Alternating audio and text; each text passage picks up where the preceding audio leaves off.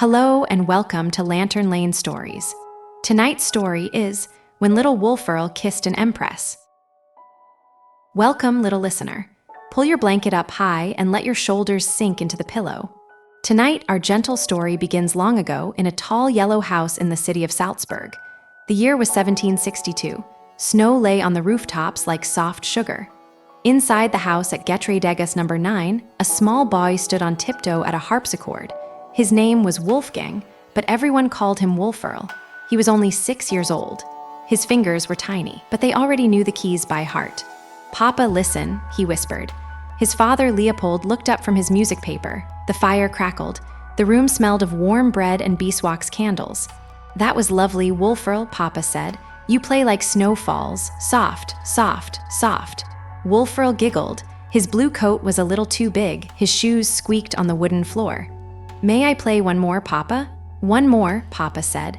"And then I have news." Wolferl played a tiny tune. Up went his fingers, down went the notes like little birds hopping along a fence. When he finished, Papa knelt beside him. Papa's eyes were soft and proud. "Wolferl," he said, "we are going on a long journey." "Where, Papa?" "To Vienna, to play for a very kind lady. Her name is Empress Maria Theresa." Wolferl's eyes went big and round. "An empress?" "An empress," Papa nodded. "She has heard about a small boy who plays beautiful music. She would like to meet him."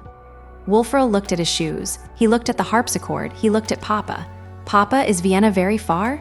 "Yes, but we will go together, you, me, and your sister Nannerl." Wolferl smiled. His sister played music too. She was older and her braids were the color of honey. Outside, the church bells of Salzburg rang quietly. 6 soft chimes, time for bed. The next morning, a carriage waited on the snowy street. 2 brown horses snorted little clouds of breath.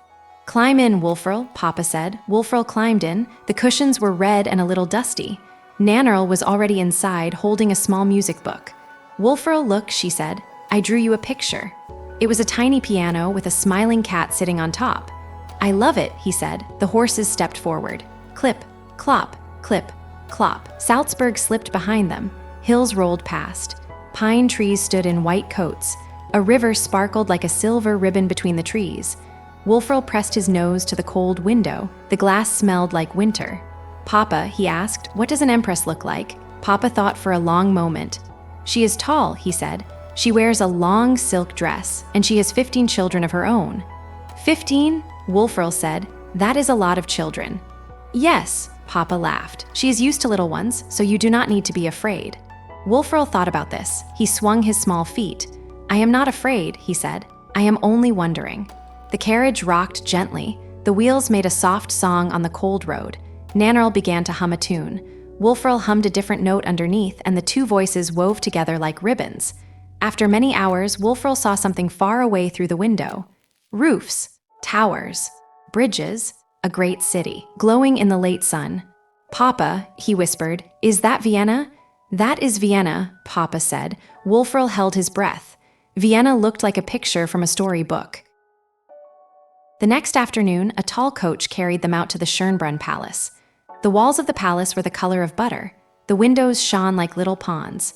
A guard in a blue coat opened the great door. "Welcome, young Master Mozart," he said. Wolferl gave a small bow. He had practiced very carefully. His foot slipped a tiny bit, but no one minded. Inside, the floor was so smooth Wolferl could see his own face in it.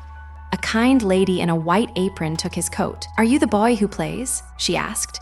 "Yes," Wolferl said. "I am Wolferl." "Then come along, the Empress is waiting." They walked through a long hall full of mirrors.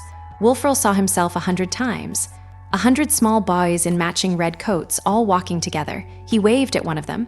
The little boy in the mirror waved back. Then a door opened. The room beyond was warm and golden. At the far end sat a kind, round-cheeked lady. Her dress was deep blue, and her hair was pinned with tiny pearls. Her smile was as warm as a fireplace in winter. This was Empress Maria Theresa. "Come closer, little one," she said. Wolferl walked up to a small harpsichord that had been set just for him. His feet did not quite reach the floor when he sat, but his fingers reached the keys. "And what will you play, Wolferl?" the Empress asked. "Something happy," he said. The Empress laughed.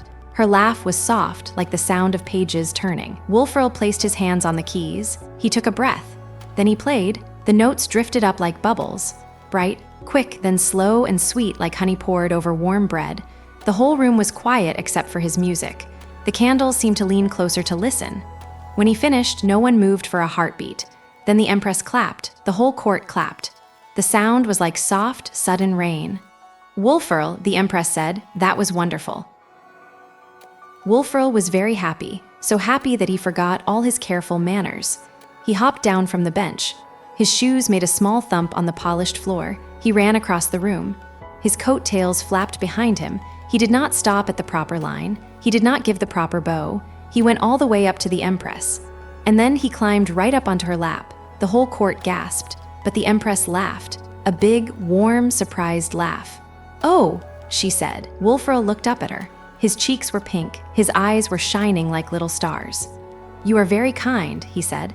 "May I give you a kiss?" The grown-ups did not know what to do. In palaces, no one ever climbed onto the Empress's lap. There was a special way to stand, and a special way to bow, and a special way to speak. Wolferl knew none of it, but the Empress only smiled wider. "You may," she said. Wolferl stretched up on his small toes. He gave her a tiny kiss on the cheek. "Thank you for listening to me," he whispered. Papa stood very still by the door. His face went a little red. He did not know whether to be proud or worried. But the Empress held Wolferl gently. Her hand was warm.